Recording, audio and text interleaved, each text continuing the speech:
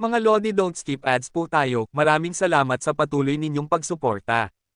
Paki-like and share naman dyan mga Lodi. At sa mga gustong mag-donate sa ating GCash or regular na load, mag-comment lang po tayo. Para patuloy tayong makapag-upload ng mga bagong kabanata. Marami pong salamat. Subaybayan natin ang kwento ng isang kabataang nangarap para sa kanyang mga mahal sa buhay. Mula sa pinakamahina tungo sa pinakamalakas. Alamin natin ang kwento ng kanyang buhay. Kabanata 1671 hanggang Kabanata 1680. Kabanata 1671. Halika at suntukin mo ako, ikaw na Hangul. Tumakbo si Wang Yuhang at malakas na iniling ang kanyang puwet habang tumatakbo. Maraming nilalang ang nasa likuran niya. Mukhang mapanganib, ngunit si Wang Yuhang ay makakatakbo ng mabilis. Marahil ay nakaranas siya ng ilang mga pinsala, ngunit wala sa mga sugat ang naglagay sa kanya sa kritikal na kalagayan. Ang magagandang binti ni Reyna ay umiindayog upang putulin ang mga kaaway na parang mga palakol. Nagawa nilang hatiin sa dalawa ang isang nilalang na may sagradong dugo gamit ang pinagsamang pagputol at nag-spray ng dugo sa kanyang mga binti. Dalawa pang nilalang, parang mga tigreng nagwawala, ay tumalon patungo kay Reyna na nagpapakita na ng mga palatandaan ng pagkapagod. Ngunit nawala siya, at ang dalawang nilalang ay nagtapos na tumalon sa isa't isa. Nang muling lumitaw si Reyna, nasa tabi na nila siya. Gamit ang mga kamay na parang talam, pinutol niya ang ulo ng dalawa. Si Reyna ay parang isang makinang pumatay. Ang ghost/slash technique na imbento ni Hansen ay mas nakakatakot kapag siya ang gumagamit nito dahil sa kanyang likas na kagalingan sa mga elemento ng oras at espasyo. Si Lin Feng ay kulay ginto at halos parang isang Buddha. Ang mga kapangyarihan ni Jing Jiwo ay medyo kakaiba at ginamit ang mga ito kasama ng kay Lin Feng. Kung susuntok siya, ang isang kaaway ay mahuhuli at hindi makagalaw na nagpapahintulot kay Lin Feng na tapusin ito. Sa pamamagitan ng kanilang kooperasyon, sila ay isang hindi matatalo na puwersa na nagbunga ng mas maraming dugo para sa larangan. Isang super nilalang ang dumating na may dagandong na nag-interrupt sa kanilang pagpatay. Ang Elysian Umbrella ni Elysian Moon ay bumukas, at sa tuwing nangyayari iyon, ang isang bagong nilalang ay nasisipsip sa ibabaw nito. Napakakaiba. Masyadong maamo si Little Star. Hindi man lang siya lumaban. Ang tanging ginawa niya ay ang paggamit ng Starsea Travel upang tumakbo sa paligid at iwasan ang lahat ng pinsala dahil hindi siya matamaan. Tumayo si Little Silver sa ibabaw ni Little Star habang ginagabayan ni Little Star ang larangan. Ang malambot na nilalang ay nagpakawala ng maraming kidlat na pilak upang ma-electrify ang mga kaaway sa ibaba. Ilang mga super nilalang ang nagtangkang habulin si Little Star, ngunit hindi nila siya makuha. Si Bauer ay nasa ibabaw din ni Little Star. Patuloy siyang tumitingin sa paligid na parang naghahanap ng isang bagay. Saan man lumipad si Little Fairy, isang blizzard ang sumama sa kanya. Maraming lumilipad na nilalang ang nagyelo sa hangin, at nahulog sila sa lupa at nabasag na parang mga granazo. Malamig ang mukha ni Gu Qingcheng. Ang kanyang mga kasanayan sa espada ay malalakas, ngunit hindi niya mahadjab si Elder Yin. Parang bubblegum siya. Sa tuwing aatake ka, umatras siya. Sa tuwing aatake siya, umatras ka. Napakatalas din ng kanyang mga kasanayan. Patuloy na nagpapakawala ng mga palaso si Han Menger. Patuloy na naaakit ang mga ito sa sungay ng Hornbeast Alpha. Maraming pagsabog ang nilikha sa pagitan ng dalawa, ngunit ang isang nagwagi ay hindi pa rin nakikita. Tumakbo si Hansen sa pagitan ng isang dosenang mga elite na humahabol sa kanya. Kahit na hindi siya natatakot na harapin ang malalaking bilang ng mag-isa, nararamdaman pa rin niya ang maraming presyon ngayon. Lahat ng kanyang mga kaaway ay malalakas, at patuloy na humihinga si Ancient Devil sa kanyang leeg na nagpaparamdam sa kanya ng mas masama. Patuloy pa rin siyang gumagamit ng Bulwark Umbrella at Overbearing Shield upang harangan ang mga pag-atake na dumarating sa kanya. Ang ibabaw ng Bulwark Umbrella ay may isang maliit na bitek na tumatakbo sa kabuuan nito, ngunit ang Overbearing Shield ay mas maraming nakabalot. Mukhang malapit na itong masira. Ginamit ni Hansen ang kanyang Fallen Slaughter Body at mga pakpak ng paro-paro upang umiwas sa isang pag-atake ng isang Elder. Sumigaw siya sa leader ng Sacred, "Hoy, tingnan mo kung sino ang nasa Ancient Sky Mirror." Lumingon ang leader ng Sacred upang tumingin sa salamin, at sa malaking salamin na iyon, nakikita si Goddess. Mukhang kakilakilabot siya. "Palayain mo siya." Umagang ang leader ng Sacred. "Sacred?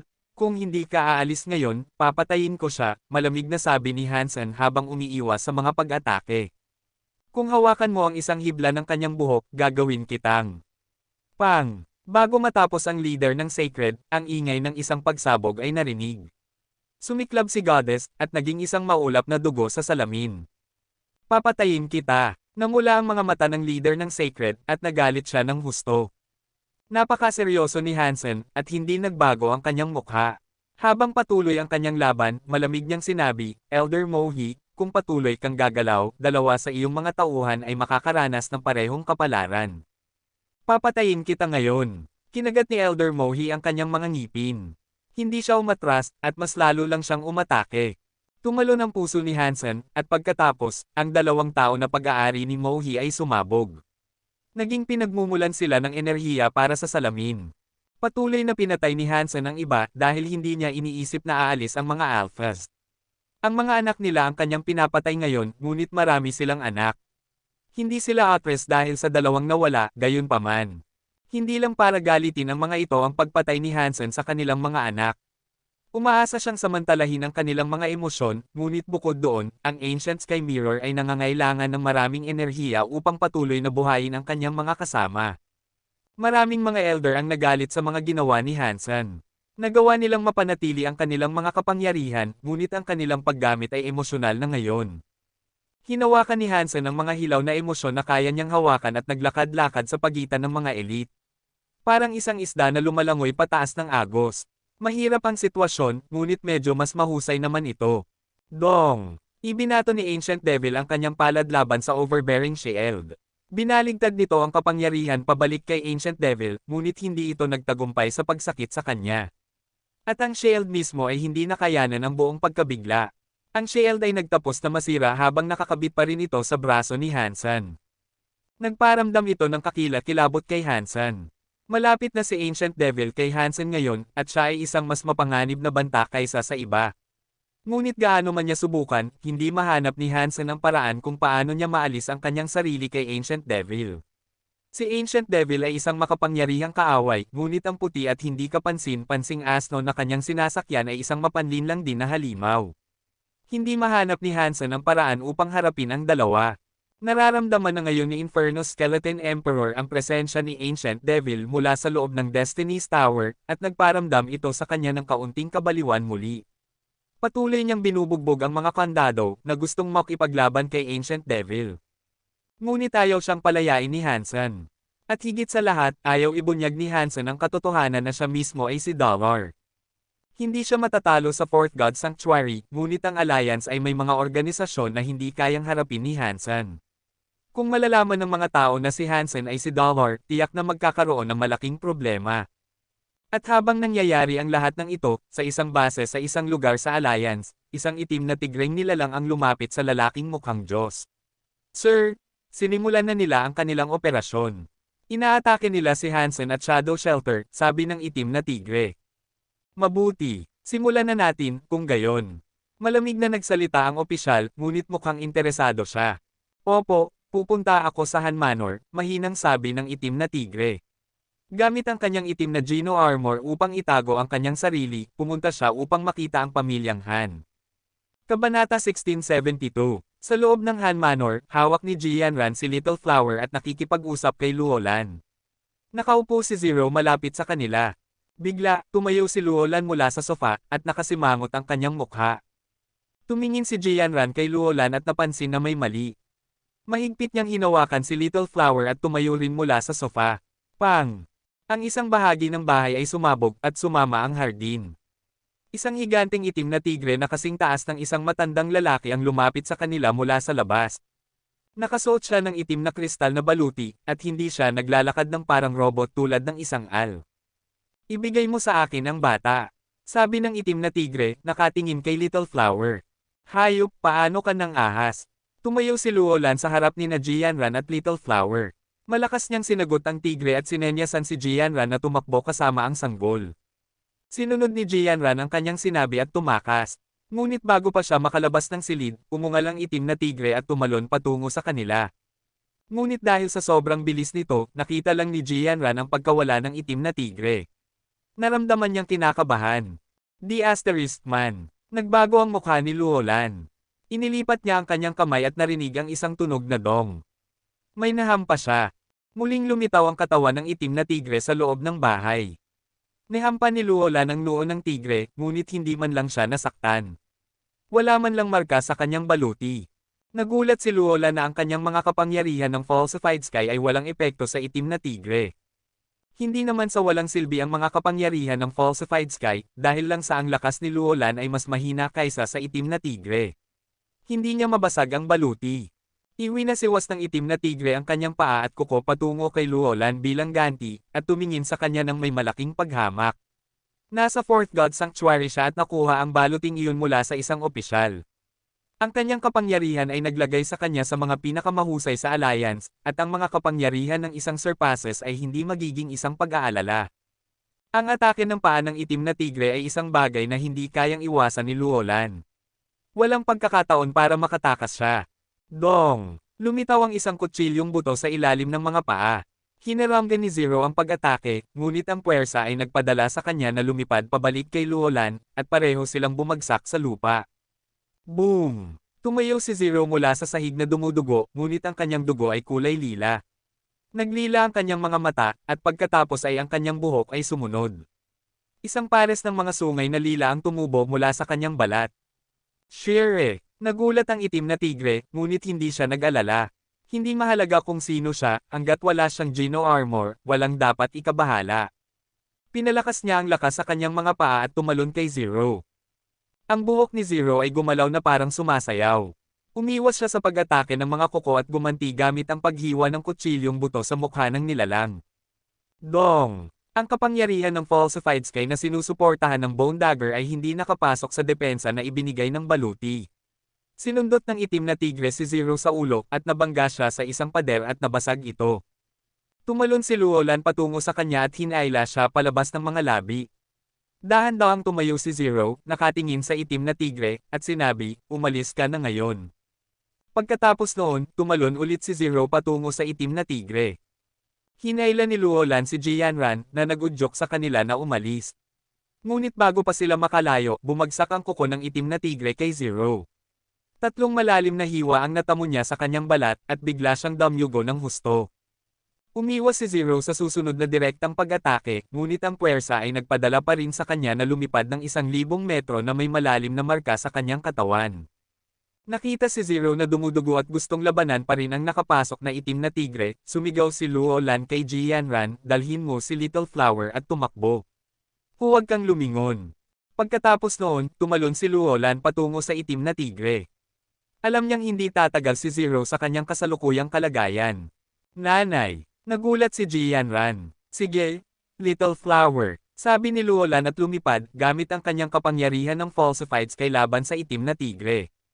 Dong! Ngunit si Luolan ay isang surpasses lang. Hindi pa siya isang demigod. Ang kanyang mga kapangyarihan ay mas mahina kaysa sa itim na tigre na may Geno armor. Hindi man lang siya nakagawa ng marka sa ulo nito. Gayunpaman, naiinis ang itim na tigre kay Luolan. Inaatake niya ito bago pa man siya makatugon. Itinulak ni Zero si Luolan palayo, at ang kanyang likod ay nakatanggap ng ilang karagdagang hiwa. Ang shockwave mula sa mga kuko ay naghati sa isang kalapit na gusali sa dalawa. Ang gusaling iyon ay may 12-dosenang palapag. Blurg! Nahulog si Zero sa harap ni Luolan, dumudugo ng husto. May malalim na sugat sa kanyang baywang na nagsiwalat sa mga organo sa loob. Kinuha ni Luolan si Zero na may layuning dalhin siya palayo. Nakita ng itim na tigre na sumakay si Jianran sa isang sasakyang panghimpapawid. Dahil kulang na siya sa oras, tumingin siya kay Luolan at Zero at nagpa siya na ihinto ang pagtatangkang patayin sila. Tumalon siya kay Jianran.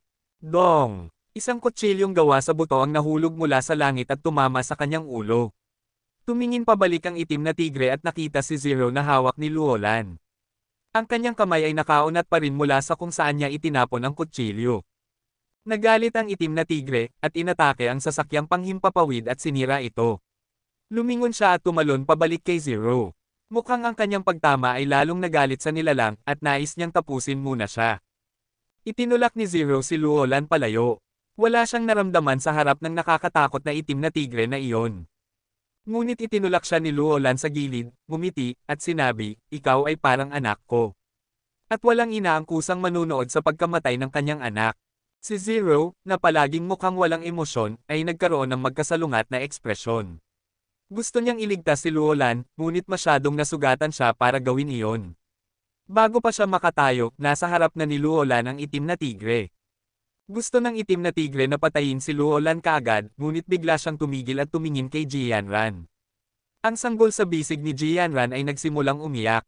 At may nakakatakot na presensya sa mga luhang iyon. Iyon ang dahilan kung bakit tumigil ang itim na tigre. Nakita ng itim na tigre ang lakas ng buhay at tumingin dito ng may pag-aalinlangan. Ang katawan ni Little Flower ay kumikinang ng banal na liwanag. Ang mga pupil ay puti lahat, at ang buhok ay lumaki ng hindi kapanipaniwala at puti rin. Ang sanggol ay biglang naging mas malakas. Iba siya, mukhang napakasaya ng itim na tigre, at tumakbo siya ng diretso patungo kay Little Flower. Dong! Yumuko siya upang tumalon at naramdaman niyang may tumama sa kanyang mga binti. Pinuputol sila ni Luolan. At kahit na hindi ito nakasakit, nakakainis ito. Kukunin ng itim na tigre ang nakakainis na si Luolan at aalisin siya. Dalhin mo si Little Flower. Alam ni Luolan na hindi siya makatatakbo, kaya sumigaw na lang siya kay Jianran sa halip na umiwas sa mga papalapit na kuko. Habang malapit nang tumama ang mga kuko kay Luolan, biglang lumitaw ang isang kamay. Itinigil nito ang mga kuko na nagdadala ng kamatayan. Kabanata 1673. Sa loob ng kafe, nakasuot ng kanyang uniforme si Stay Up Late habang nagsasaliksik ng kape. Bigla siyang kumunat ng noo. Ibinaba niya ang kanyang mga kagamitan at hinubad ang kanyang apron at inilagay ito sa counter. Stay Up Late? Saan ka pupunta? Nakatingin sa kanya ang manager ng may pagtataka. Pupunta ako sa banyo, babalik ako agad. Nakangiti si Stay Up Late sa manager, at pagkatapos ay umalis. Lumabas siya sa likod na pinto, at paglabas niya, tumakbo siya ng diretso pabalik sa Han Manor. Doon, nakita niya ang itim na tigre na nakikipaglaban. Malapit nang atakehin ng itim na tigre si Luolan, at nagbuntong hininga si Stay Up Late sa kanyang sarili. Sabi niya, ang babaeng ito ay wala man lang Geno armor, at ang kapal naman niya. Ang mga tao ay napakahina. Ngunit nangako ako kay Hansen na pananatilihing ligtas ang kanyang pamilya. Kailangan kong patayin ang lalaking iyon. Habang papalapit si Stay Up Late, tumigil siya. Tumingin siya kay Luolan. Nakita ang itim na tigre na malapit nang magbigay ng panghuling atake sa kanya, nagulat sina Jianran at Zero. Isang kamay ang huminto sa pagbagsak ng paa. Ang mga kuko ay nahawakan ng mahigpit at hindi makagalaw. May isang malakas na katawan ng tao na nasa harap niya ngayon na humaharang sa tigre. Isang lalaki ito. Mukhang bata siya, ngunit dapat ay nasa kalagitnaan na ng edad. Ang mukha ng lalaki ay parang yelo, ngunit may apoy na nagninanga sa kanyang mga mata. Nakita lang ni Luolan ang kanyang likod, ngunit sa sandaling nakita niya ito, napasaya siya. Masyado siyang nasasabik para magsalita. Hawakan ang aking babae at mamatay. Napakaseryoso ng tunog ng lalaki. Ang kanyang kapangyarihan ay parang bulkan at pinatalsik niya ang itim na tigre. Sa sumunod na segundo, nawala ang lalaki at nag-teleport sa harap ng bumabagsak na itim na tigre. Nagulat ang itim na tigre. Nakikipaglaban siya sa isa pang tao, ngunit siya ay pinatalsik habang nakasuot pa rin ng kanyang Geno armor. Nagulat siya sa kapangyarihan na hawak ng lalaki.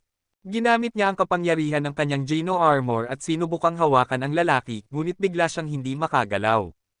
Pang! Pang! Pang! Ang mga kamao ng lalaki ay parang bagyo habang pinapalo nila ang itim na tigre.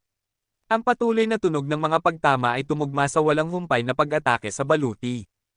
Patuloy na sinasaktan ng mga galit na kamao ang baluti, at kahit na hindi ito nasira, ang kanyang kapangyarihan ay tumagos pa rin sa depensa at nayanig ang itim na tigre sa loob. Nag-ulo ang mga organo ng itim na tigre, at patuloy siyang umubo ng dugo.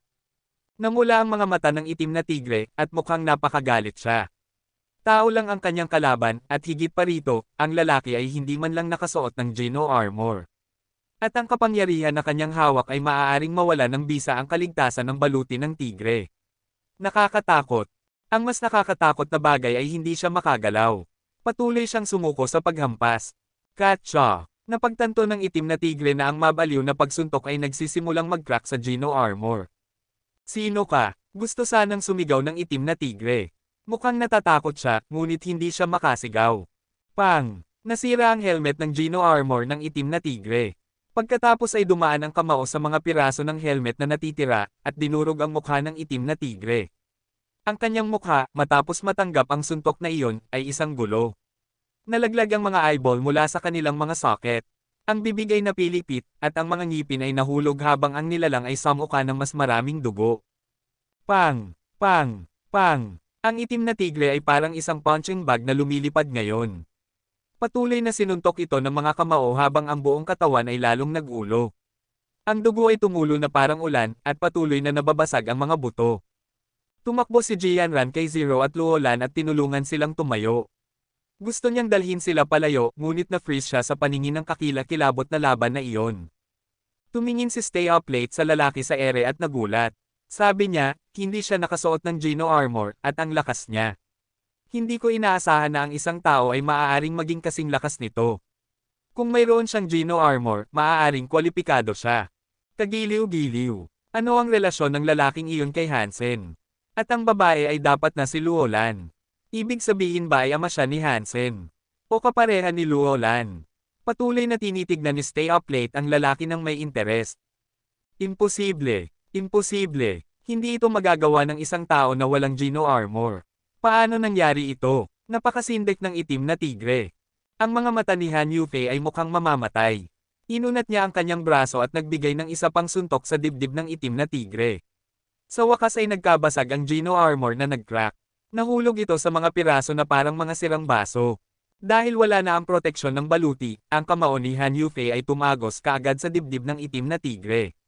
Pinutol nito ang mga buto, diretso sa puso ng nilalang. Sa sumunod na segundo, habang nakatingin ang itim na tigre ng walang pag-asa, naglagay si Han Yufei ng isa pang kamao sa dibdib ng nilalang. Pagkatapos, hinati niya ang buong katawan sa dalawa gamit lamang ang kanyang mga kamay. Ang dugo at mga organo ay nahulog sa lupa kasama ang natitirang bahagi ng nasirang katawan. Nabuo ang mga bunganga kung saan sila bumagsak, at ang lalaki ay nanatili sa ere, lumulutang sa kung saan siya naroon. Nagbigay si Han Yufei ng kilos kay Luolan, at pagkatapos, gumanti si Luolan ng may kagalakan. Tumango si Han Yufei, umiling, at pagkatapos ay nawala. Nanay, sino iyon? Tumingin si Jianran kay Luolan at naisip sa kanyang sarili, nakahanap na ba siya ng bagong kasintahan? Pinalaki niya ng mag-isa sina Hansen at Hanyan, dapat ay may sariling buhay na siya ngayon. Iyon ang ama ni Hansen. Iyon ang iyong biyenan. Tumingin si Luolan sa nawalang anino at tila na dismaya. Akala ko siya. Hindi makapaniwalang tumingin si Jianran sa kanya. Sinabi niya ang kalahati ng kanyang sasabihin, ngunit naisip na may mali at tumigil. May mga dahilan siya. Huwag mo itong sabihin ng malakas, mahinang sagot ni Luolan. Habang nag-uusap sila, may tumalon sa harap ni Jianran. Inabot ng tao si Little Flower at tumawa ng masama. Sabi ng tao, mahuhulaan ang mga opisyal. Alam niyang hindi maisasagawa ng itim na tigre ang trabaho, at alam niyang may mali sa pamilyang Han. Hindi patay si Han Yufei, at nasa antas ng Diyos siya. Pinatay niya ang itim na tigre gamit ang kanyang Geno armor, kaya dapat siya ang tagapagmana ni Han Jingji. Kukunin ko ang kredito. Kabanata 1674. Naghintay si Lu Jie hanggang sa mawala si Han Yufei, at sila ay nakaramdam ng malaking ginhawa. Inilahad niya ang kanyang kamay kay Jianran, umaasang kunin si Little Flower. Kumunat ang noo ni Stay Up Late at gustong tumulong, ngunit habang susugod na siya, tumigil siya. May dalawang nakakatakot na kapangyarihan ang nagmumula kay Jianran. Ang isa sa mga ito ay mula sa sanggol. Malapit nang mahawakan ni Lu Jie si Little Flower nang magsimulang magningning ang katawan ng sanggol ng puting liwanag. Hindi mahawakan ni Lu Jie si Little Flower, kahit na 3 pulgada lang ang layo niya. Lumaki ang mga mata ni Lu Jie nang may hindi paniniwala. Kahit na wala siyang Geno armor, nakapasok siya sa Fourth God Sanctuary at naging isang Diyos. Hindi pa siya nakakabuo ng Geno armor, ngunit ang kanyang mga kapangyarihan ay mas malakas kaysa sa anumang demigod, at dapat sana ay mas malakas siya kaysa sa isang taong gulang na bata. Ang kapangyarihan na pinakawala ni Little Flower ay kasing lakas ng kanya, at hindi siya makapaniwala. Paano, ang isang batang tao, ay magkakaroon ng ganitong uri ng kapangyarihan? Ibinigay ba ni Han Jingji ang bagay na iyon sa batang ito? Nagulat si Lu Jie. Mas lalo niyang gustong kunin si Little Flower. Kung nagtataglay si Little Flower ng kanilang hinahanap, siya ay lubos na gagantimpalaan matapos kunin ang sanggol. Sumiklab ang kapangyarihan mula sa katawan ni Lu Jie. Ginamit niya ang puwersa upang maabot si Little Flower, ngunit may isang kakila-kilabot na kapangyarihan na nagmumula rin kay Jianran. May mga kristal na high heels sa mga paa ni Jianran. Mukhang mga nabubuhay na bagay ang mga ito, at bigla na lang, binalot nila ang katawan ni Jianran ng kristal na baluti. Hindi magaling makipaglaban si Jianran, ngunit siya ay isang surpasses pa rin. At kung kailangan niyang lumaban, kaya niya. Itinaas niya ang kanyang binti at sinimulang sipain ang nakapasok. Hindi ito nangangailangan ng kasanayan, at ang mga kristal na binti ay tumama ng mahigpit sa ulo ni Lugia. May isang tunog na pang, at bago pa makatugon si Lugia, ang kanyang ulo ay tuluyang nabasag. Ang dugo at utak ay nagkalat sa lahat ng dako. Masyadong makapangyarihan ito at nangyari ito ng napakabilis. Tumayo ang katawan ni Lugia doon ng ilang sandali bago ito bumagsak sa lupa. Tahimik na nakatayo sina Zero at Lulan, nakatingin kay Jianran at sa kanyang patay na umaatake. Pagkatapos ay tumingin sila sa kristal na baluti ni Jianran. Tumingin sa kanila si Stay Up Late mula sa malayo na tila napakasaya. Tinitigan niya lalo na si Little Flower at Jianran. Ang mga batang tao ay maaaring magtaglay ng kapangyarihang ito. Maaari silang umunlad sa antas na iyon. Hindi ka panipaniwala ito. Tumingin si Stay Up Late kay Little Flower nang may pagkagulat. Ngunit nang tumingin siya sa kristal na baluti, tila nakumpirma niya ang isang bagay na naguluhan sa kanya. Iyon ay dapat na imposible. Matapos silang tingnan ng mas matagal, lumingon si Stay Up Late sa paligid. Pagkatapos ay nawala siya. Nang muling lumitaw siya, nasa likod na pinto siya ng kafe. Kagiliw-giliw na pamilya. Mukhang tama ako. Isinuot ni Stay Up Late ang kanyang apron, at isang kakaibang ngiti ang lumitaw sa kanyang mukha. Stay Up Late? Bakit ka nagtagal sa banyo? Naghihintay ang mga customer. Mukhang naiinis ang manager habang nagsasalita.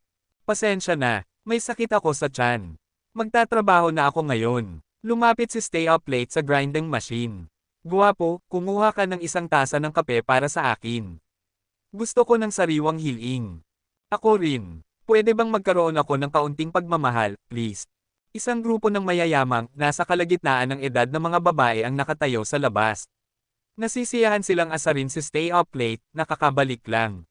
Sandali lang, please. Nakangiting gumawa ng kape si Stay Up Late. Sa shadow shelter, nasa masamang sitwasyon si Hansen. Nasa tabi niya ang puting asno, at kailangan niyang hatiin ang kanyang enerhiya sa paghawak kay Ancient Devil at sa asno rin. Nasira na ang kanyang overbearing shield, at ang bulwark umbrella lang ang natitira para sa kanyang proteksyon. Nahirapan siya. Mahigpit na hawak ni Hansen ang split blade, ngunit hindi ito kasing kapaki-pakinabang ng overbearing shield. Inaatake siya ng isang buong grupo, at hindi siya gaanong makalaban. Katsa. Matapos siyang matamaan ng 2 beses, nag-crack ang ibabaw ng payong. Mabigat ang puso ni Hansen.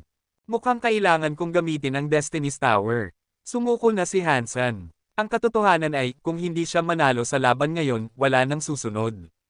Hindi na gaanong mahalaga ang pagbubunyag ng kanyang pagkakakilanlan kung ang kahalili ay kamatayan. Ngunit bago pa niya gamitin ang Blood Legion technique, naramdaman niyang nagbago ang kanyang Dangshan Sutra. Ang kanyang Dangshan Sutra ay may isang huling tier na hindi pa niya nababasag. Iyon ang dahilan kung bakit hindi naka-level up ang Bulwark Umbrella. May 4 na Geno Core si Hansen. Ang Crystal Core ay konektado sa bagong Jad-escan. Walang karagdagang mga antas na maaari nitong makamit. Ang Real Blood ay konektado sa Blood Pulse Sutra. Mayroon pang isang kasanayan na maaari pa niyang matutunan, at dapat iyon ang kasanayan upang umakyat sa 5th Sanctuary. Ang coin ay konektado sa kanyang Super King Spirit Body. Hindi na kailangang magsanay pa ni Hansen, kapag lumakas ang Super King Spirit, susundan ito ng coin Geno Core. Ang Bulwark Umbrella ay konektado sa Dangshan Sutra. Mayroon pang isang tier para umakyat ito. Bukod sa bahaging nakalink sa pag-level up sa 5th Sanctuary, may isa pang bahagi na nilikha ni Dangshan Z, ang lalaking makakapasok sa vacuum. Ang bahaging iyon ay ang kakayahan ng Dangshan Sutra na umalis sa Alliance. Seryoso ito kay Hansen, at pinakasinanay niya ito. Nang makapasok si Dangshan Z sa vacuum, hindi sinasadyang nakapasok siya sa First God Sanctuary. Ang lugar na gusto niyang puntahan ay ang Hero Spirit Hall, kung saan namatay ang mga makapangyarihang nilalang na iyon.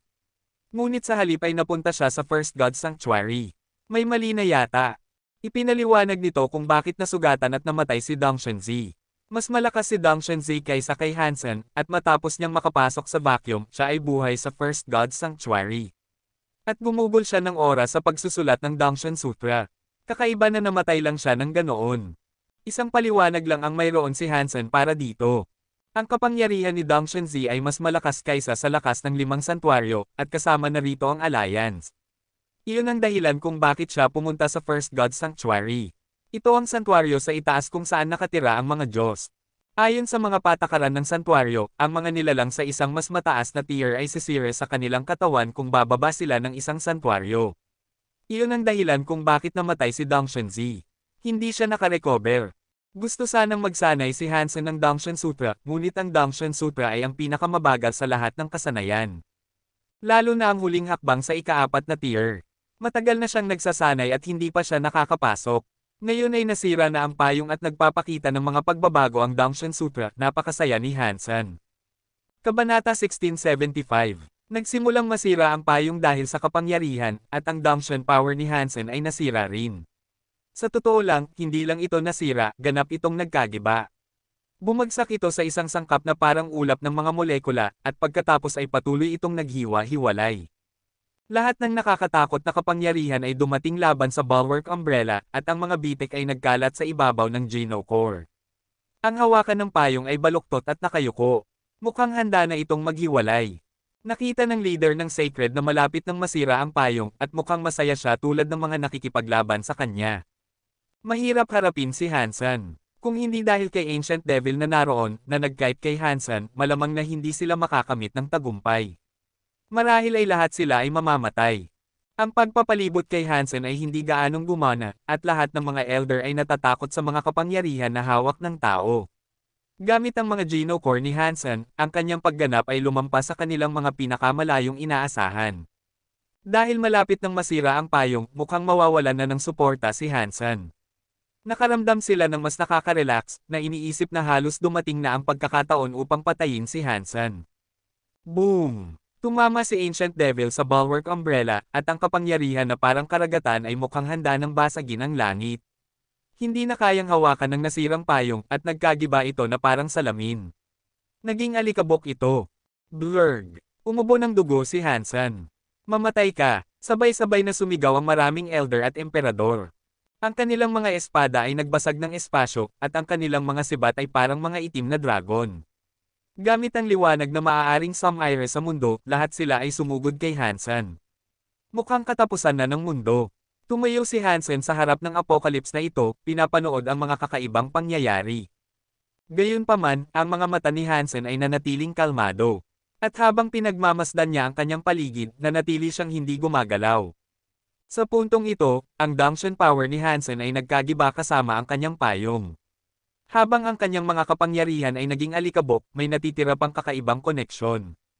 Sa sandaling nagkagiba ang mga ito, naunawaan ni Hansen ang isang bagay. Nagbubula ang kanyang dugo, ngunit nakaramdam siya ng sobrang saya. Nakita ang kakaibang tanawin ng langit na bumababa upang tumama sa kanya, winagayway niya ang kanyang kamay habang lumitaw ang isang kakaibang kapangyarihan sa loob niya. Muling lumitaw ang Bulwark Umbrella. Mukhang walang pagbabago sa payong. Perpekto ito, at malamang na walang makakapansin ng pagkakaiba. Ngunit sa mga mata ni Hansen, ang payong ay mukhang ibang-iba. Ang sangkap na gawa nito ay mukhang ibang-iba. At ang mga kapangyarihan ng Dongshan Sutra ni Hansen ay naiiba na rin ngayon. Boom! Lahat ng mga kapangyarihan na sumisira sa mundo ay naiwasan ng Bulwark Umbrella ni Hansen. Ang mga kapangyarihan na parang Diyos ay bumagsak na parang maliliit na patak ng ulan, dumudulas at lumalayo sa payong. Wala man lang nakagalaw sa payong. Ang mga itim na dragon ay tumama sa ibabaw at nabasag, at ang mga kapangyarihan ng espasyo ay tumama rin dito at nagkagiba. Bumagsak ang mga bundok at nagkawatak-watek. Lahat ay nagkagiba laban sa payong na parang banayad na ulan ng tag-init. Sa mga mata ni Hansen, mga nagkagibang sangkap lang ang mga iyon. Kung ikukumpara sa pagkakasunod-sunod na istruktura ng Bulwark Umbrella, lahat sila ay mahina. Parang mga individual na butil ng buhangin. Nang tumama ang mga kapangyarihan sa payong, gamulong sila na parang likido. Parang tubig laban sa bato, ang payong ay nanatiling hindi gumagalaw. Maraming mga alphas ang nagulat, at nagbago rin ang mukha ni Ancient Devil. Akala nila ay nasira na nila ang payong at kaya na nilang patayin si Hansen, ngunit heto at naglabas lang siya ng isa pa. Nang hindi maparalisa ng kanilang mga pag-atake ang bagong payong, nagulat sila. Ang Black Dragon Spear ni Black Wizard Beater ay naging Black Dragon. Sumugod ito kay Hansen. Hawak ni Hansen ang payong sa ere habang umungal ang Black Dragon sa kanya. Inilahad ni Hansen ang kanyang kamay at tinapik ang noo ng nilalang. Nakasalubong ni Black Dragon si Hansen sa langit at mukhang naglalaban ang Godzilla at isang langgam. Ang kamay ni Hansen ay parang wala sa harap ng makapangyarihang Black Dragon. Ngunit sa sumunod na segundo, ang katawan ng Black Dragon ay naging alikabok lang sa ibabaw ng kamay ni Hansen. Ang buong katawan ay nagkagiba at naging pulbos. Blurg. Umubo ng dugo si Black Wizard Elder at tumingin siya ng may hindi paniniwala. Ang Black Dragon Spear ay ang kanyang Geno Core, at hindi pa ito nababasag kailanman. Dinurog ito ni Hansen gamit lamang ang isang sampal.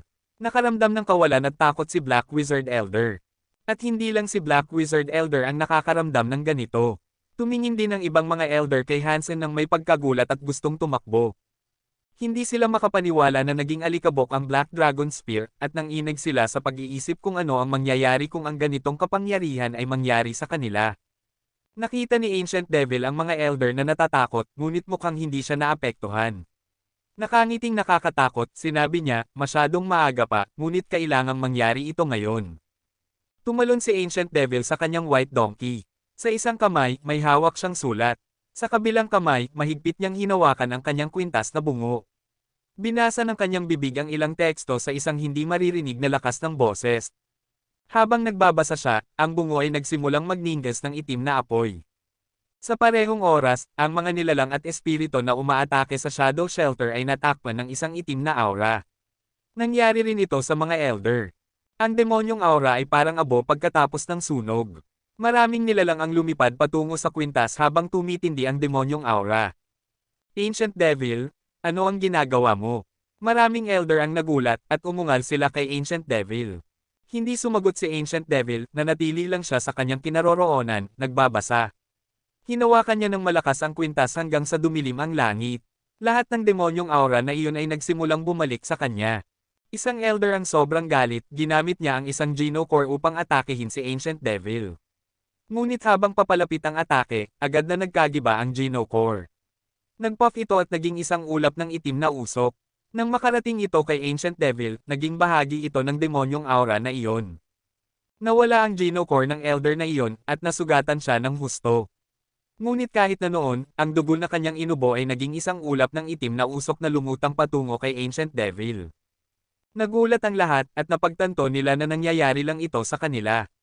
Wala sa mga ito ang nangyayari sa mga nilalang sa loob ng shelter.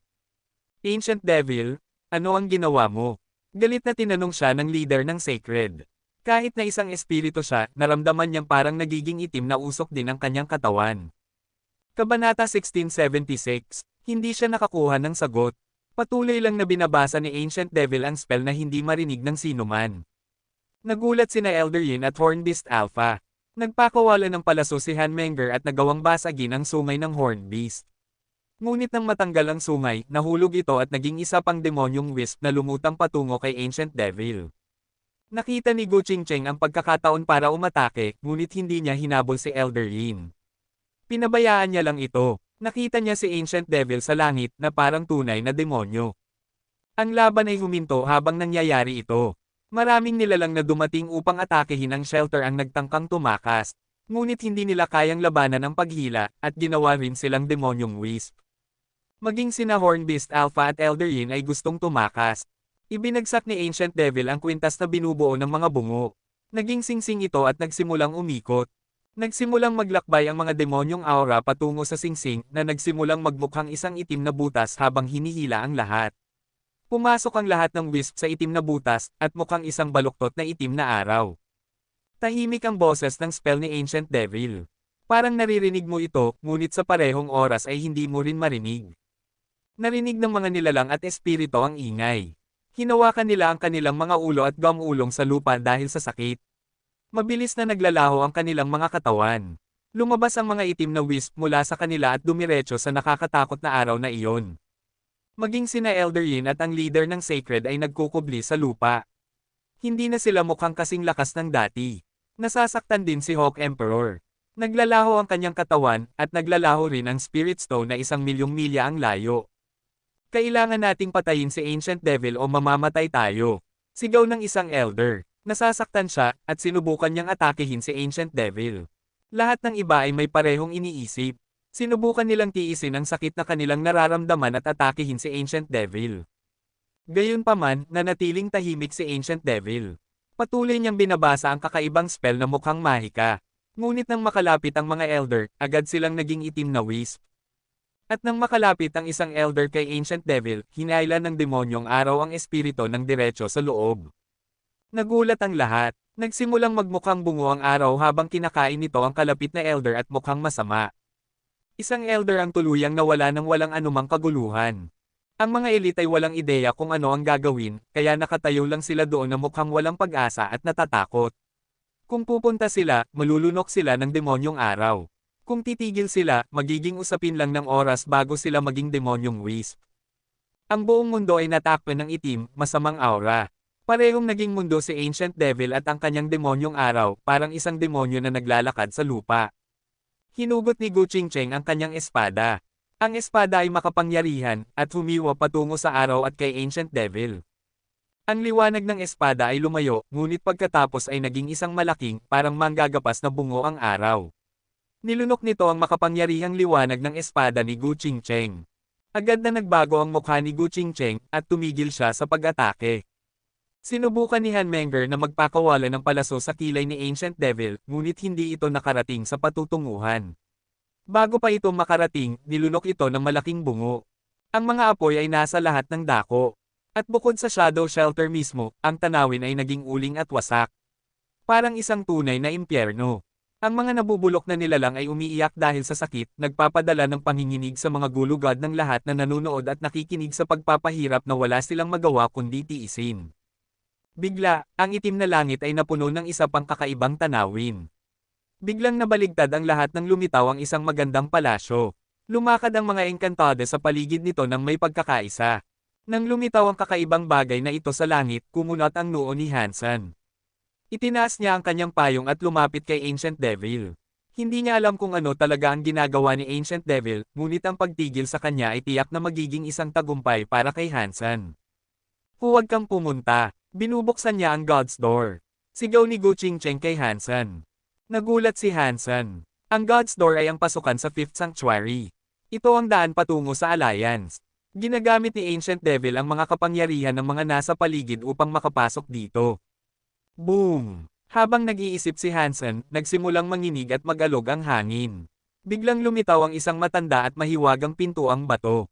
Bumagsak ang grabidad ng husto sa paligid ng lugar na iyon. Binuksan ni Ancient Devil ang kanyang mga mata at hinawakan ang demonyong araw. Nang gawin niya ito, ang kanyang katawan ay napalibutan ng aura ng demonyo. Mukhang bulkan siya, at papunta siya ng diretso sa lumang gate na iyon. Boom! Nanginginig ang mundo, at ang nakakatakot na apoy ng demonyo ay hindi mabuksan ang pinto. Gayunpaman, hindi nagbago ang mukha ni Ancient Devil. Patuloy lang siyang nagbabasa ng spell. Itinaas niya ang kwintas na bungo at nagpatuloy patungo sa pintuang bato. Malakas na umugang ang buong mundo. Nararamdaman ng lahat na parang tinamaan ang kanilang mga dibdib at nagpupumiglas sila laban sa presyon. Maayos lang ang mga nilalang sa Shadow Shelter bukod sa kaunting pagdurugo. Ngunit tiyak na hindi ang mga elder na sumama kay Ancient Devil. Ang mga mas mahina na espiritu ay lahat ay nabulok sa puntong ito at ang mga malalakas lang ang natitirang buhay. Ngunit humihina ang kanilang lakas at tumitindi ang kapangyarihan ng biglaang pagkabulok. Ginamit ni Ancient Devil ang demonyong aura ng mga nabubulok na nilalang sa paligid niya sa kanyang mga pagtatangkang buksan ang pinto. At sa katunayan, ang pinto ay umalog na parang malapit ng mabuksan. Kumunat ang noo ni Hansen, itinaas ang kanyang payong, at lumipad patungo kay Ancient Devil. Mapanganib na makipaglaban sa harap ng gate, ngunit ito ang huling pagkakataon na makakapatay si Hansen sa kanya. Kung bubuksan ni Ancient Devil ang gate, alam ni Hansen na wala na siyang pagkakataon. Siyempre, hindi sigurado si Hansen kung kaya bang makapasok ni Ancient Devil hanggang sa dulo, ngunit ang isang nilalang na tulad niya ay papatay para sa anumang kagustuhan na nag-aalala sa kanya. Ang pagpapapasok ng isang tao na tulad niya sa Alliance ay magiging masamang balita para sa lahat. Mas mainam din na patayin siya bago pa siya umakyat ng antas. Mag-ingat ka, kapag bumukas ang gate, walang makakaalis. Sigaw ni Gu Qingcheng kay Hansen. Tumango si Hansen at lumipad patungo kay Ancient Devil. Lumapit siya sa katawan ni Ancient Devil. Dahil ang Dangshan Sutra ay hindi pa nasa huling tier nito nang makipaglaban sila kanina, hindi ito gaanong malakas. Ang kapangyarihan ng Super Spank ay maaaring hindi sapat upang basagin ang isang matibay na sangkap sa santuaryong ito, ngunit ngayon ay iba na. Ngayon na naabot na ng Dangshan Sutra ang huling tier, mas malakas na ito ngayon. Kabanata 1677. Nakaupo si Ancient Devil sa Lotus Position. Ang isang kamay ay tumutulak laban sa God's Door, habang ang isa naman ay tumutulak pabalik sa kamay ni Hansen. Mayroon na akong isang paa sa loob ng God's Door. Hindi mahalaga kung gaano kakalakas, ikaw ay isang langgam pa rin kumpara sa mga kagaya ko. Magaan na nagsalita si Ancient Devil kay Hansen na parang nakamit na niya ang pagka-Diyos. Ngunit hindi sumagot si Hansen, at patuloy lang siyang nagdagdag ng presyon laban sa kamay ni Ancient Devil. Pang! Isang ulap ng dugo ang nagtakip sa buong lugar dahil ang braso ni Ancient Devil ay biglang sumabog at naging isang magulo na karne. Naging alikabok ito sa langit at naging wala. Nagbago ang mukha ni Ancient Devil. Nagtipon siya ng walang katapusang lakas ng buhay, ninakaw mula sa 12 ng mga elder. Akala niya ay hindi siya matatalo at handa ng maging isang Diyos, ngunit pagkatapos ay naputol ang kanyang braso ng tao na si Hansen. Ang pinakakatakot na bagay ay ang biglaang kawalan ng kakayahan ni Ancient Devil na muling palagwin ang braso. Kaya niyang pagalingin ang ibang mga sugat, ngunit hindi ang naputol na braso. At nagdagdag iyon sa kanyang takot. Ang kanyang mga kakayahan sa pisikal na paggaling ay medyo malakas, at tiyak na kasing ganda ng isang healer demigod. Ngunit ang kanyang naputol na braso ay ayaw muling lumaki. Ang mga kapangyarihan ni Hansen ay dapat na isang espesyal na bagay na hindi pa nakikita ni Ancient Devil. Nagulat naman si Hansen. Hindi nasira ng kanyang Super Spank ang buong pagkakasunod-sunod na istruktura ni Ancient Devil. Nagawa lang nitong basagin ang isang bahagi nito. Itinulak muli ni Hansen ang kanyang palad na nag-udyok kay Ancient Devil na hilahin pabalik ang kamay na ginagamit niya upang subukang buksan ang pinto. Kailangan na niyang gamitin ang iisang kamay na iyon upang labanan si Hansen. Ang kwintas na bungo ay naging isang itim na butas. Gusto na ngayon ni Ancient Devil ang kapangyarihan ni Hansen bago siya umakyat. Gusto niyang maging bahagi siya ni Hansen. Ngunit, tulad ng nangyari, hindi ito isang magandang ideya. Sa halip ay sinampal ni Hansen ang itim na butas dahil ang Super Spank ay nagbasag ng isang pagkakasunod-sunod na istruktura. Narinig ni Ancient Devil ang isang boom at ang isa sa mga bungo sa kwintas ay nagkagiba at naging alikabok. Dumilim ang mukha ni Ancient Devil. Mayroon siyang 108 bungo. Mahirap ma-refine ang bawat isa. Ang bawat bungo ay kumakatawan din sa isang emperador. Nang magkasama ang 108 bungo, ang kanilang kapangyarihan ay tumaas ng malaki. Ang kapangyarihan ni Ancient Devil ay isang bagay na dapat sana ay imposible sa Fourth God Sanctuary. Hindi makapaniwala si Ancient Devil na nasira ang kanyang Skull Orb. Paano nangyari iyon? Ngunit hindi binigyan siya ni Hansen ng oras para mag-isip. Sa halip, patuloy lang niyang sinampal at sinuntok ang itim na butas. Maraming pagsabog ang naganap, parang isang serye ng mga bomba atomika na ibinagsak dito. Isa-isa, nasira ang pagkakasunod-sunod na istruktura ng mga bungo. Nanginginig si Ancient Devil. Hindi na niya pinansin si Hansen. Gusto niyang makapasok sa God's Door, kaya sinuntok niya ang pintuang bato. Gusto niyang buksan ang pinto bago mawala ang itim na butas. Ang mga espiritu at nilalang sa ibaba ay patuloy na nagkukubli, at kahit ang mga elder ay hindi na makakapit ng matagal. Nabubulok na ang kanilang mga katawan. Maraming demonyong aura at wisp ang dumating kay Ancient Devil, nagbigay sa kanya ng kapangyarihan at nagbigay ng karagdagang lakas. Umalog ang God's Door. Mukhang mababasag ito ng kanyang kamao anumang sandali. Halos na, halos na, halos na. Mukhang nababaliw si Ancient Devil habang ang kanyang isang braso ay tumatama sa pinto. Umagang at umalog ang pinto, ngunit hindi pa niya ito nabubuksan. Lahat ay nanunood sa palabas ng may pagkagulat. Halos matanggal ang kanilang mga mata sa kanilang mga socket. Kung bubuksan ang gate, malulunok si Hansen sa loob. Sa kasalukuyang sitwasyon ni Ancient Devil, ilang suntok na lang ang kailangan upang tuluyang mabuksan ang gate. Nasira na ni Hansen ang halos 30 Skull Orb. At nang maabot niya ang bilang na ito, napansin niyang nagsisimulang humina ang kapangyarihan ng itim na butas. Gayunpaman, matagal pa bago ito tuluyang masira. At huli na para pigilan si Ancient Devil na buksan ang pinto. Hansen, bumalik ka. Huli na, sigaw ni Gu Qingcheng. Hindi niya pinansin ang mga tawag niya. Ginamit niya ang kanyang palad upang basagin ang pagkakasunod-sunod na istruktura ng dalawa pang bungo. May 108 bungo kanina, kaya ang pagbasag ng ilan lang ay walang silbi. Pang! Pang! Naghagi si Ancient Devil ng 2 pang suntok na mas lalong nag-alog sa pinto ang bato. Mukhang hindi na ito makatiis sa malalakas na suntok ni Ancient Devil ng matagal. Pinaikit ni Ancient Devil ang kanyang mga mata at tumingin kay Hansen na ang kamao ay nasa harap ng kanyang katawan. Pagkatapos bigla, sumabog ang demonyong aura. Mas mabilis na nabubulok ang mga namamatay na elite, binibilasan ang kanilang paglalakbay na parang wisp patungo sa mga kamao ni Ancient Devil. Parami ng parami ang demonyong wisp na dumating sa kanyang kamao, kaya halos hindi na nito kayang hawakan ang napakaraming lakas. Kahit ang mga tao sa Shadow Shelter ay nagulat sa kanilang nakita. Ito ang aking God's Door. Mamamatay ka sa pagpasok dito. Kung ayaw mong mabuhay, sumama ka sa akin. Saksihan mo ang aking pag-akyat bilang isang Diyos. Pagkatapos sabihin niyo ni Ancient Devil, naghagis siya ng kanyang pinakakatakot na suntok. Masyado kang wala sa katinoan, mahinang sabi ni Hansen. May hawak siyang nakasarang bulwark umbrella at lumapit sa itim na butas. Hinawakan ng bulwark umbrella ang pagkakasunod-sunod na istruktura ng mga bungo. Nagkagiba ang mga ito na parang mga sapot ng gagamba dahil 70 sa mga ito ay naging alikabok. Pinunasan ni Hansen ang lahat ng orb at nagtipon ng kapangyarihan sa kanyang kanang kamao. Ang kapangyarihan ng Super Spank ay nasa harap na ngayon ni Ancient Devil. Hinihintay niya ang sandali kung kailan susugod si Ancient Devil para makuha siya sa kanyang pinakamahina. Namutla ang mukha ni Ancient Devil, ngunit wala na siyang pagpipilian sa puntong ito. Nasa kalagitnaan na siya ng pagiging Diyos. Hindi siya makatatakbo sa ganitong oras. Hinawakan niya muli ang God's Door, ngunit huli na para hilahin ito pabalik. Kahit na kaya niya, matapos niyang makita na binasag ni Hansen ang mga bungo, hindi na niya iniisip na kaya niyang harangan ang kamao ni Hansen. Napakasigla ni Ancient Devil, at nakaramdam pa rin siya ng kawalan ng pag-asa. Hindi siya makatatakbo. Pinapanood ni Hansen si Ancient Devil habang sumusuntok. Panalo! Nakita ni Gu Qingcheng na walang magawa si Ancient Devil, at nagdala ito sa kanya ng matinding kagalakan. Ngunit bigla, lumitaw ang isang puting anino. Ang White Donkey ay nagdala ng isang hindi matatalong kapangyarihan. Dumating ito sa harap ni Ancient Devil at hinaranggan ang kamao ni Hansen. Umagang ang White Donkey kay Hansen ng may kakaibang ngiti, at ang pagkakasunod-sunod na istruktura ng kanyang katawan ay nagkagiba at ginawang alikabok ang nilalang. Nagbago ang mukha ni Hansen. Nang harangan siya ng White Donkey sa kritikal na sandaling iyon, ang kamao ni Ancient Devil ay umabot sa God's Door. May isang malaking boom at umalog ang pinto ang bato. Huwag mong buksan. Huwag mong buksan ang pinto.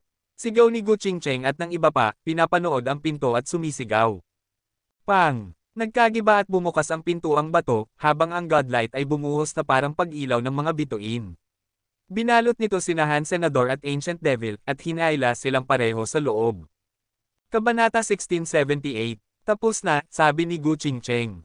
Matapos masipsip sina Hansen at Ancient Devil sa God's Door, nagbago ang kanyang mukha ng nakakatakot. Ang God's Door ay ang daan kung saan maaaring makarating ang mga demigod sa Fifth Sanctuary. Ito ang daan na tinahak ng mga nilalang. Ang kapangyarihan sa loob ay dudurugin ang tao, itatayo muli ang kanilang katawan, at huhugasan sila ng malinis. Itinayo ito para sa taong tumawag sa pinto. Ang paghuhugas at pagtatayo muli ay dapat na tumugma sa elemento. Ang isang taong may pagkakasundo sa elemento ng apoy ay huhugasan at itatayo muli gamit ang apoy kapag nasa kabila na ng God's Door. Ang mga firecaster ay may kalamangan na magpapahintulot sa kanila na tapusin ang proseso at matagumpay na may tayo muli. Kung ang isang taong may elemento ng tubig ay papasok sa fire element God's Door, huhugasan at itatayo muli sila gamit ang apoy. Ngunit dahil sa kakulangan ng kasanayan sa elemento, hindi sila magtatagumpay. Iyon ang dahilan kung bakit nagulat ng husto si Gu Qingcheng matapos niyang makita na nasipsip si Hansen sa loob. Walang nakakaalam kung ano ang elemento ni Ancient Devil, ngunit ano man ito, komplikado at napakasarili. Napakaiba nito kay Hansen. Dahil nadala na si Hansen sa loob, mababa ang tsansa niyang mabuhay. Ang mga normal na demigod ay may mababang rate ng tagumpay. Ang ratio ay parang 1:1000. Ngunit nakapasok si Hansen sa isang pinto na binuksan ng ibang tao na nagpababa pa ng tsansa niyang mabuhay. At mas lumala ang mga bagay dahil sa katotohanan ang ibang tao ay isang nilalang na kasing takot ni Ancient Devil. Tatay, nakita ang pinto na sumisipsip kina Hansen at Ancient Devil sa loob, lumipad si Bauer sa pinto bago pa ito magsara. Boom! Mahigpit na nagsara ang pintuang bato, nakatago sa hangin. Pagkatapos, nawala na ito. Magiging maayos ba ang boss at si Bauer? Tanong ni Chip Chip, na nagugulat. Hindi sumagot si Gu Qingcheng. Hinugot niya si Pure at tumalon pababa patungo sa mga namamatay na elder. Lahat ng elder ay malalakas, ngunit dinala sila ni Ancient Devil sa bingit ng kamatayan. Hindi na sila makakalaban. Nakita si Gu Qingcheng na paparating, lahat sila ay natakot. Gusto nilang tumakas, ngunit wala na silang lakas para gawin iyon. Dahil naubos na ang kanilang lakas at enerhiya dahil kay Ancient Devil. Bumagsak ang isang espada, at itinapon ang ulo ng isang elder sa kalangitan. Kung papatayin mo ako, papatayin ka ng Yin. Sigaw ni Elder Yin. Hindi nag-alala si Gu Qingcheng sa sandaling iyon, at hinati niya si Elder Yin sa dalawa. Tumakbo palabas sina Chip Chip at Green Cow. Tinapakan nila ang naputol na bangkay ni Elder Yin at nagproklama, masamang ideya na pumunta at guluhin ang Shadow Shelter, ano? Hayaan mong tapakan ko pa ito para gantihan ang ginawa sa ating boss.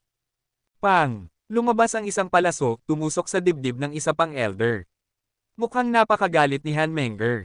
Pagkatapos ay naglagay si Han Menger ng isa pang palaso at nag-aim sa leader ng Sacred. Ngunit pinigilan siya ni Gu Qingcheng. Sinabi ni Hansen kay Gu Qingcheng ang tunay na pagkakakilanlan ni Han Menger, at sinigurado ni Gu Qingcheng na alagaan siya. Kailangan niyang pigilan siya na saktan ng leader ng Sacred. Maaaring patayin ng sino man ang leader ng Sacred, ngunit hindi ni Han Menger. Nakatakas ang leader ng Sacred. Hindi na nag-abala si Gu Qingcheng na habulin siya, at hinayaan niyang mag-alis ang kanyang sirang katawan. Mabilis na nabulok ang leader ng Sacred, at wala na siyang magagawa. Ang mahalaga ay kailangang mag-iwan si Gu Qingcheng ng ilang buhay. Kailangang malaman ng santuaryo na ang gawa ni Ancient Devil ang dahilan ng napakalaking pinsalang ito. Kailangan kumalat ang kwento. Ang nangyari sa mga elder ay hindi ginawa ng Shadow Shelter. Gayunpaman, hindi nila alam kung buhay si Hansen, at nangangahulugan iyon na hindi pa magagamit ang salamin. Kung may dumating na paghihiganti, matatalo sila. Wala na sila sa depensa at seguridad na meron sila dati. Ilang elder lang ang kaya niyang harapin ni Gu Qingcheng, ngunit mayroon pa rin siyang Red Pony at Han Menger para tulungan siya. Kung hindi ka magmumukhang makapangyarihan at hindi ka magpapakita ng awtoridad, madali kang maaapi ng mga tao. At maaaring isipin ng iba na maaari nilang apihin ang Shadow Shelter ng walang bayad. Kung gagawing kambing ang Shadow Shelter, magkakaroon ng maraming problema sa mga susunod na panahon. Gayunpaman, nagulat ang buong Fourth God Sanctuary sa laban sa Shadow Shelter nang kumalat ang balita. Lahat ng tribo ay nagalit kay Ancient Devil dahil sa kanyang kasamaan. At nagulat sila nang marinig kung gaano kalakas si Hansen at kung gaano kalakas na ang Shadow Shelter. Karamihan sa mga elite ay nasaktan ni Ancient Devil sa ilang paraan, kaya walang nang ahas na guluhin ang Shadow Shelter. Dahil masyadong nakakatakot sina Gu Qingcheng at Death Goddess, at ang mga elder na pinatay ni Gu Qingcheng ay hindi na muling lumitaw. Matapos ang dalawang laban, nagbago ang istruktura ng Fourth God Sanctuary. Dumating ang panahon ng kapayapaan. Nasipsip sina Hansen at Ancient Devil sa God's Door. Hindi inaasahan ni Hansen na masipsip siya sa loob dahil akala niya ang suntok ay isang bagay na hindi kayang labanan ni Ancient Devil. Naniniwala siyang isang suntok lang iyon. Ngunit masayang isinakripisyo ng White Donkey ang kanyang buhay upang tanggapin ang suntok na iyon sa halip na ang kanyang amo, at nagawa ni Ancient Devil na buksan ang pinto. Nagulat ako na may gustong magsakripisyo ng sarili para sa kasuklam-suklam na Ancient Devil na iyon. Bamantong hininga si Hansen. Ngunit wala ng oras para makaramdam si Hansen ng anumang bagay sa sandaling ito. Sa sandaling nahulog siya sa pinto, naramdaman niyang parang nahulog siya sa isang tangke ng langis. Ang mga selula sa kanyang katawan ay nag-iinit, na sinisira ang kanyang balat. Lahat ng damdamin sa mundo ay walang silbi sa puntong iyon. Wala siyang paningin, at wala rin ang kanyang ikawalong pandama. Mabilis na nabubulok ang kanyang katawan. Nasa kakaibang mode si Hansen. Parang hiwalay na ang kanyang espiritu at ang kanyang katawan. Nabubulok ang kanyang katawan, ngunit may ibang nangyayari sa kanyang kaluluwa. Ang kapangyarihan ng God's Door ay nagbulok ng kanyang laman, buto, organo, at utak. Ang natitira lang ay isang malapot na likido sa loob. At ang isip o kaluluwa ni Hansen ay lumulutang sa gitna ng mga molekula. Nawala ang katawan, parang wala na itong kinalaman sa kanya. Narinig lang ni Hansen ang tungkol sa pagtatayo muli ng isang katawan, ngunit hindi niya kailanman narinig ang mga detalye.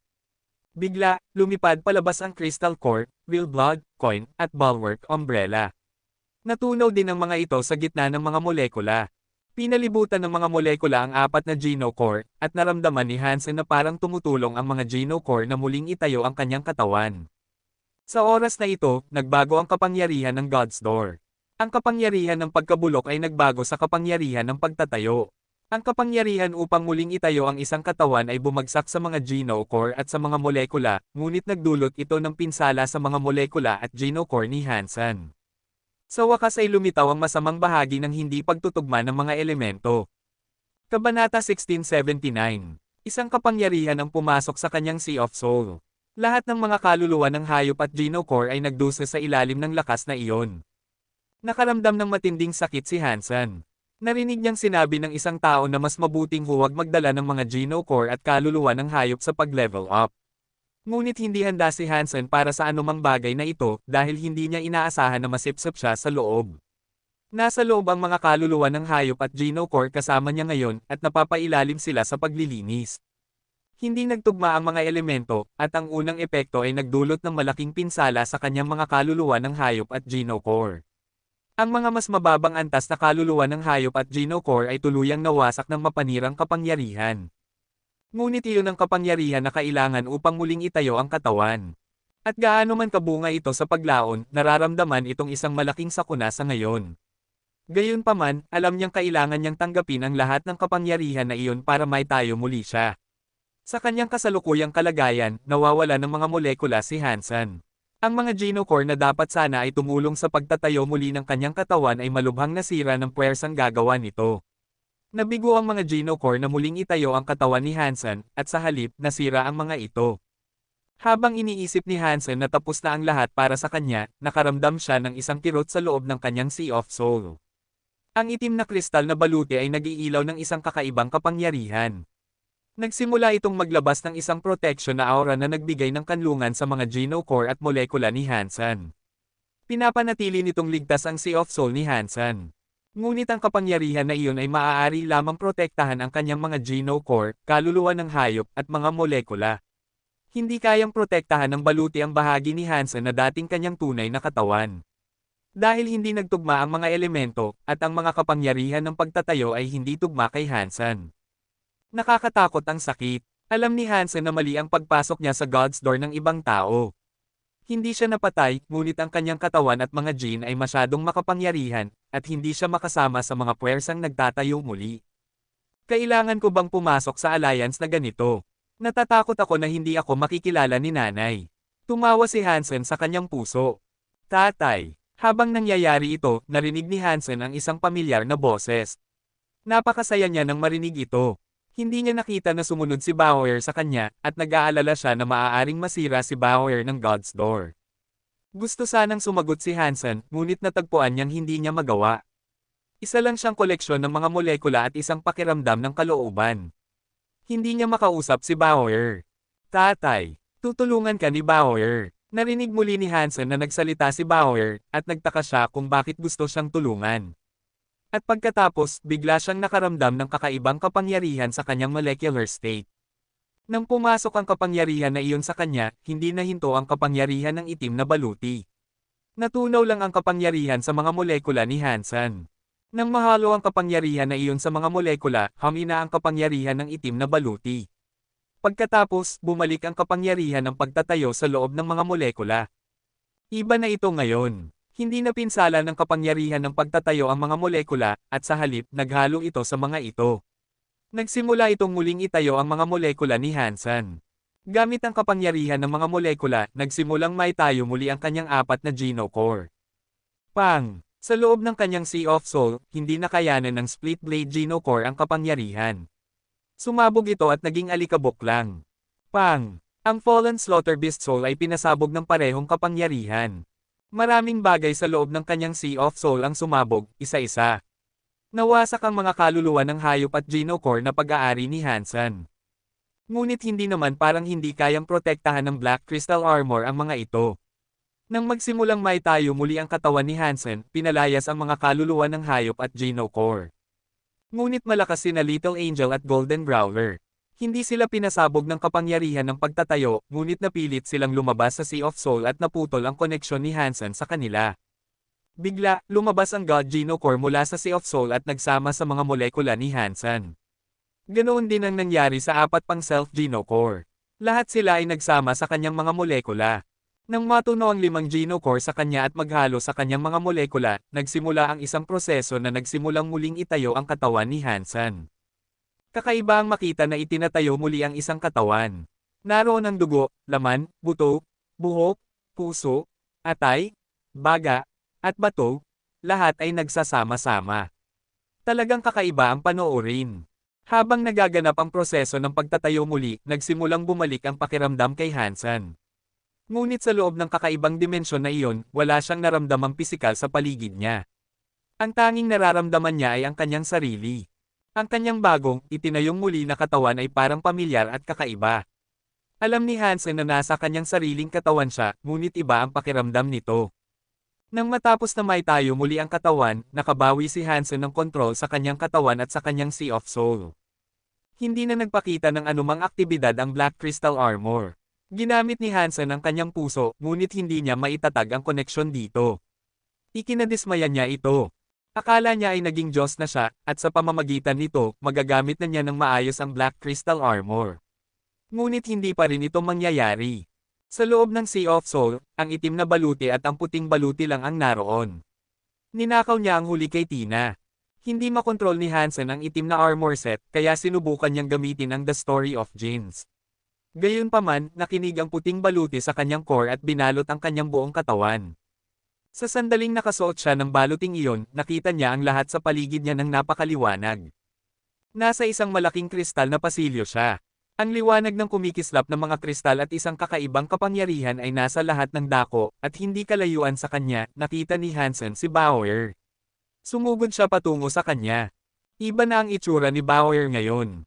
Nakasuot siya ng isang baluti na parang mga dahon ng maple, at may hawak siyang mini gourd.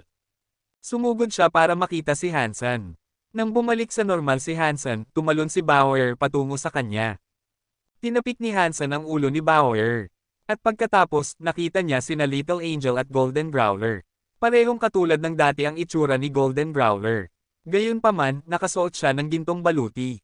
May kakaibang bagay sa itsura ni Golden Growler, ngunit hindi matukoy ni Hansen ang eksaktong pagkakaiba. Nasa loob ng kristal na liwanag si Little Angel, habang nagbabago ang kanyang katawan. Mukhang itinatayo muli ang kanyang katawan, tulad ng kay Hansen. Nasa huling yugto na siya ng prosesong iyon at halos tapos na. Nang matapos si Little Angel, lumitaw sa kanya ang baluting natanggap ni Hansen mula kay Marily. At ngayon alam na ni Hansen kung bakit iba ang itsura ni Golden Growler. Parehong nakakuha sina Little Angel at Golden Growler ng mga bagong katawan, at hindi na sila nakatali sa kanyang Sea of Soul. Napakasaya ni Hansen nang makita na nagtagumpay sina Little Angel at Golden Growler kasama niya. Tumingin si Hansen sa paligid niya at hindi niya nakita si Ancient Devil. Hindi niya alam kung nabigo at namatay si Ancient Devil o kung nagawa niyang matagumpay na makapasok sa Alliance. Kabanata 1680. Hindi makita ni Hansen si Ancient Devil. Ang tanging nakita niya ay ang Destiny's Tower, nakasabit sa isang sulok ng pasilyo. Iyon lang ang Geno Core na hindi nasira matapos lumabas sa kanyang Sea of Soul.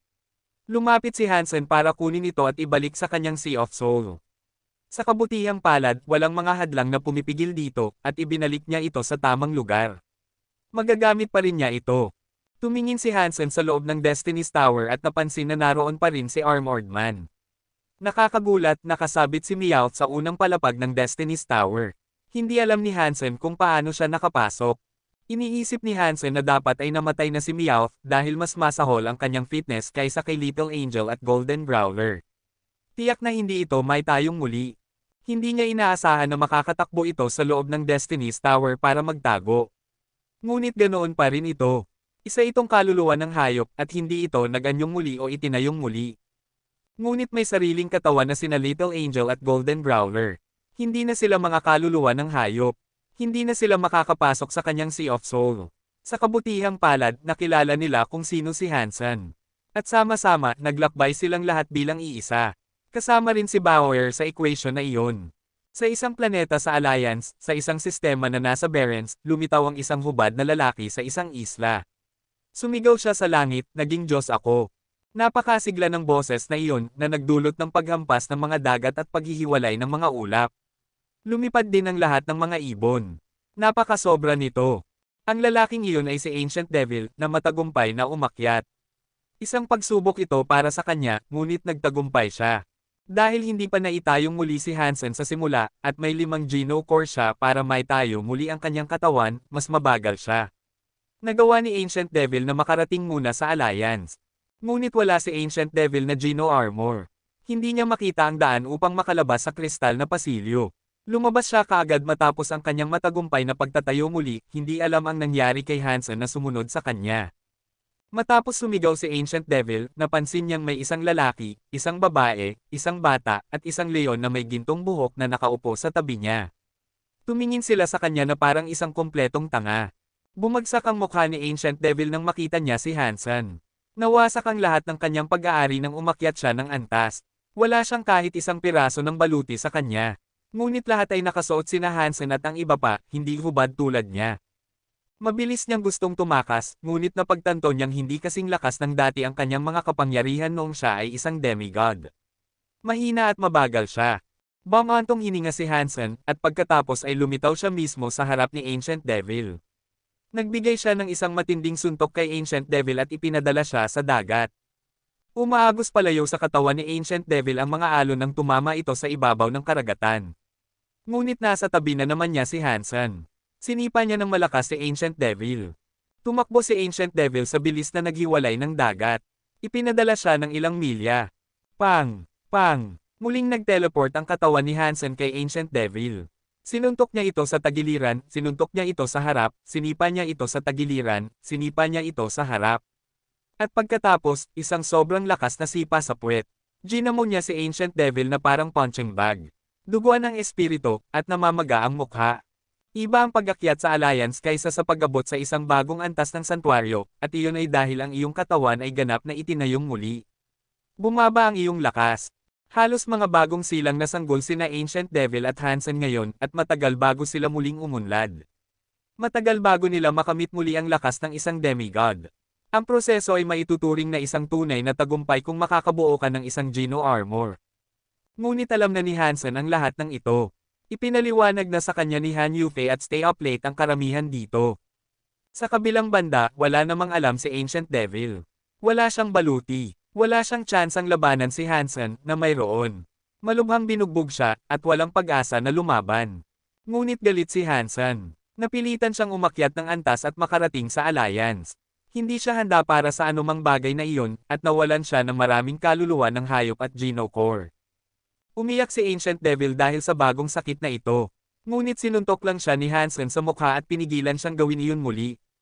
Napakalaki ng agwat ng kapangyarihan sa pagitan ng dalawa. Pareho lang silang umakyat ng antas, ngunit mas malakas ang katawan ni Hansen kaysa kay Ancient Devil. At mas malakas pa dahil sa Geno Armor. Walang silbi ang lahat ng sinubukan ni Ancient Devil na gawin para labanan si Hansen. Wala nang gumana. Halos mamatay siya nang tawagin ni Hansen ang Destiny's Tower at ibilanggo siya sa ikapitong palapag. Sa kabila ng kanyang maraming kalkulasyon, hindi kailanman inaasahan ni Ancient Devil na maging isang bilanggo sa pag-akyat ng antas. Sinubukan ni Hansen na tawagin ang kanyang Unicorn Beetle at walang problema siya sa paggawa nito. Lumutang ito sa harap niya at parang hindi naapektuhan ng mga kapangyarihan ng pag-akyat. Hinawakan ni Hansen ang kanyang katawan, ngunit napansin niyang wala na ang kanyang 9-life cat pendant. Marahil ay nasira ito sa pasilyo. Matapos sumakay sa Unicorn Beetle, sinuri ni Hansen ang mapa upang malaman kung nasaan siya ng eksakto. Gusto niyang bumalik sa Alliance. Hansen, hindi kilala. Geno Body, hindi nabuo. Antas, wala. Tagal ng buhay, 600. Kinakailangan para sa ebolusyon ng Geno Body, hindi kilala. Hindi nakakuha ng mas malinaw na pag-unawa si Hansen sa kanyang kasalukuyang kalagayan dahil lahat ay nagpapakita na ngayon bilang hindi kilala. At iyon ay dahil hindi pa niya nabuo ang kanyang Geno Armor. Naguluhan si Hansen. Wala namang mga nilalang ang Alliance, kaya paano makakakuha ng mga Gene ang isang tao para umakyat ng antas? Kailangan kong tanungin si Stay Up Late tungkol dito. Marahil ay alam niya, isip niya sa kanyang sarili.